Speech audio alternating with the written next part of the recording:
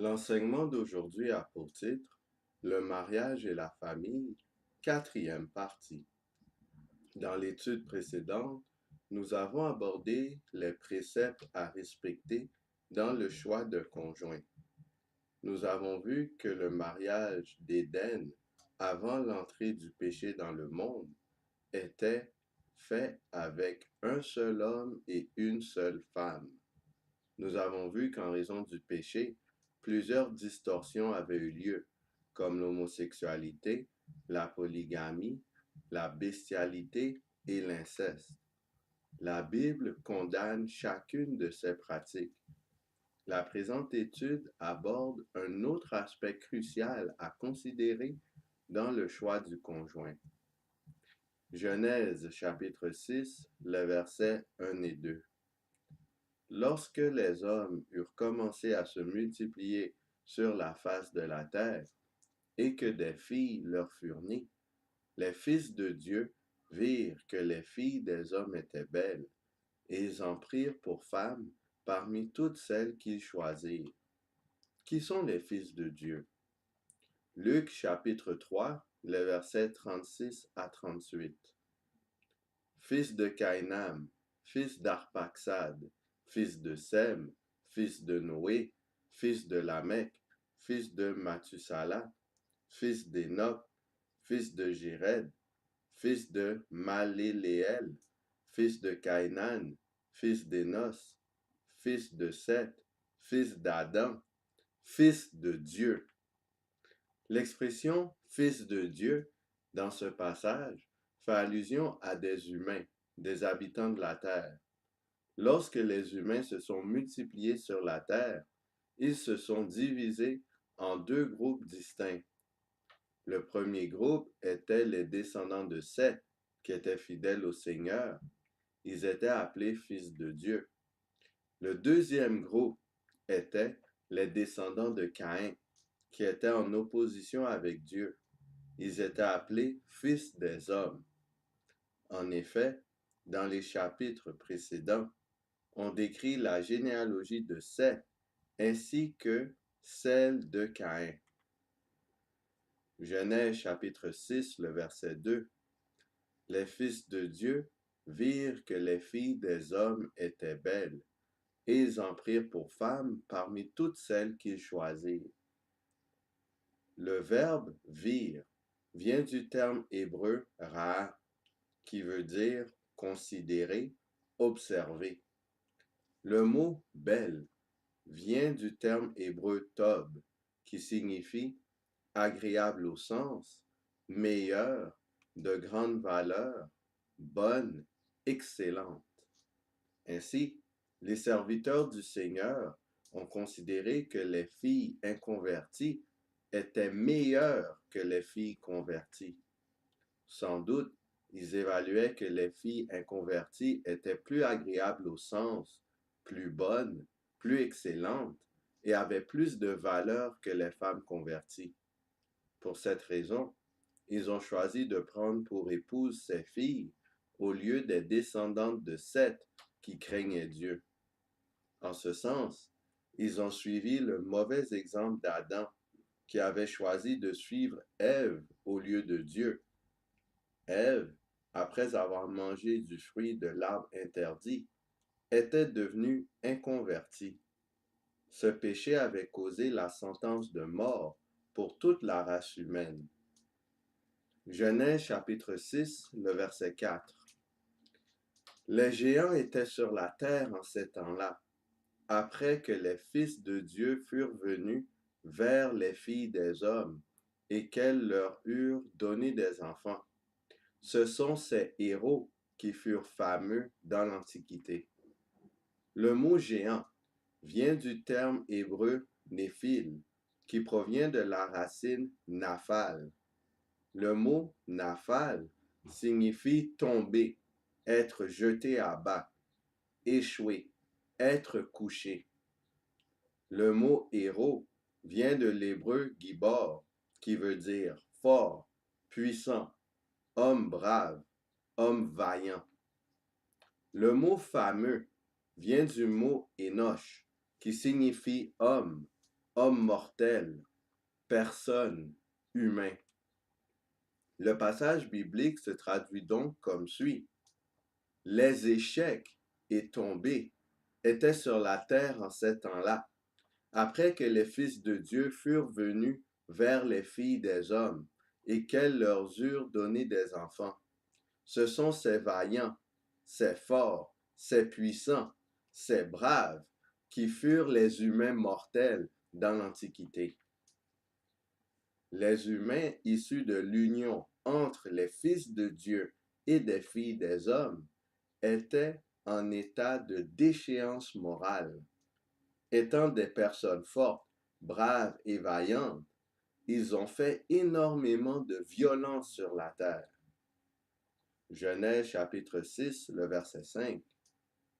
L'Éternel vit que la méchanceté des hommes était grande sur la terre, et que toutes les pensées de leur cœur se portaient chaque jour uniquement vers le mal. Dieu a constaté la condition terrible de la race humaine comme résultat des mariages interdits. Les actions commises ainsi que les pensées des êtres humains étaient toujours tournées vers le mal. Vu qu'ils vivaient pendant des centaines d'années, ils avaient amplement de temps pour réfléchir et exécuter des plans diaboliques. Genèse chapitre 6, le verset 3. Alors l'Éternel dit, mon esprit ne restera pas à toujours dans l'homme, car l'homme n'est que chair, et ses jours seront de 120 ans. Le verbe restera vient du terme hébreu din, qui signifie contestera, plaidera, luttera. Dieu avait dit que le Saint-Esprit ne plaiderait pas éternellement avec les humains, car ceux-ci agissent et pensent selon leur nature pécheresse. Dieu avait donc donné aux humains une période de probation, ayant une durée de 120 ans. Genèse chapitre 6, le verset 7. Et l'Éternel dit, j'exterminerai de la face de la terre l'homme que j'ai créé, depuis l'homme jusqu'au bétail, aux reptiles et aux oiseaux du ciel, car je me repens de les avoir faits. Au bout de 120 ans, la race humaine serait complètement anéantie. Vu que les humains continueraient de résister à l'influence du Saint-Esprit, en refusant d'arrêter de penser et d'agir de façon méchante, leur destruction serait nécessaire. Ainsi, l'union entre les serviteurs de Dieu et les servantes de l'ennemi aboutit à la destruction de la race humaine. Deutéronome chapitre 7, les versets 1 à 3.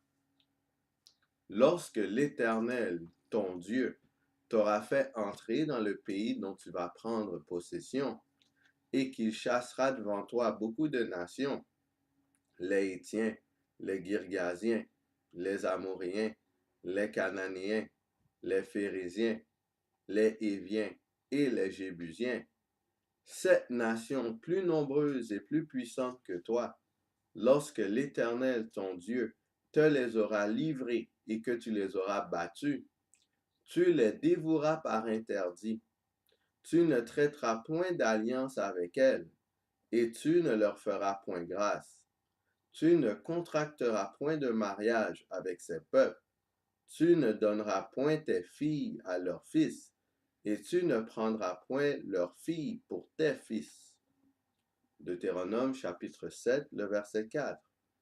Car ils détourneraient de moi tes fils, qui serviraient d'autres dieux, et la colère de l'Éternel s'enflammerait contre vous. Il te détruirait promptement. Dieu a explicitement interdit au peuple d'Israël de prendre des femmes parmi les habitants de Canaan et des environs. La raison est que ces femmes les pousseraient à commettre de l'idolâtrie. Cette violation exciterait la colère du Seigneur, qui exterminerait les Israélites. La punition divine pour ceux qui épousent des non-croyants est la mort.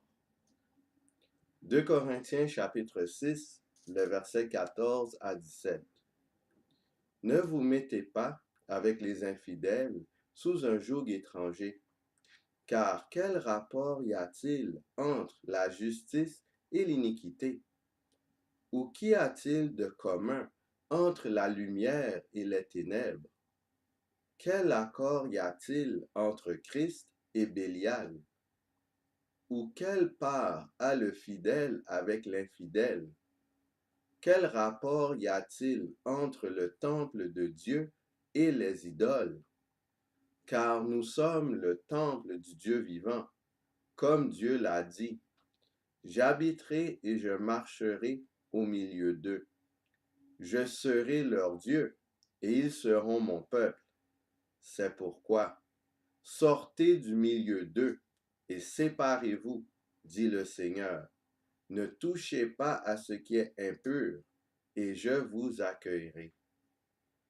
Le mot part vient du mot grec méris, qui signifie une part attribuée, une portion, partage. Le mot rapport vient du mot grec métoche, qui signifie partage, communion, camaraderie. Le Nouveau Testament mentionne aussi qu'il n'y a aucun partage entre le peuple du Seigneur et les païens. Dans le Nouveau Testament, il y a une interdiction pour des enfants de Dieu d'entamer des relations avec des non-croyants qui les influenceraient à faire des compromis. Cette prohibition inclut les relations maritales que le Seigneur interdit de façon explicite. Dans le monde actuel, comment mettre en pratique ce principe? Pour une personne qui est membre de l'Église adventiste du septième jour, elle ne peut en aucun cas se marier avec une personne qui ne partage pas sa croyance religieuse. En effet, en tant qu'institution religieuse, l'Église adventiste du septième jour constitue le reste de la postérité de la femme. Elle garde les commandements de Dieu et possède le témoignage de Jésus qui est l'esprit de la prophétie. Les autres institutions religieuses sont appelées Babylone. Il est nécessaire de comprendre l'origine de la distinction entre l'Église adventiste du septième jour par rapport aux autres dénominations chrétiennes et autres religions. Pour ce faire, je vous encourage à visionner les séries de vidéos Études bibliques et prophétiques, ainsi que L'évolution du peuple de Dieu. Vous trouverez cette vidéo dans la chaîne YouTube intitulée L'Éternel est mon berger. Dans la prochaine étude, nous observerons les critères moraux à rechercher chez un futur époux et une future épouse. D'ici là, qui allons-nous choisir? Est-ce qu'on choisit le camp de l'agneau? Est-ce qu'on choisit l'unité du Christ? Ou est-ce qu'on choisit le camp du serpent? On choisit la séparation diabolique? Est-ce qu'on choisit les ténèbres au lieu de la lumière? Que le Seigneur nous pousse à prendre en considération tous les principes bibliques dans le choix du conjoint afin que nous invitions la bénédiction de Dieu et non la destruction. Que le Seigneur nous garde.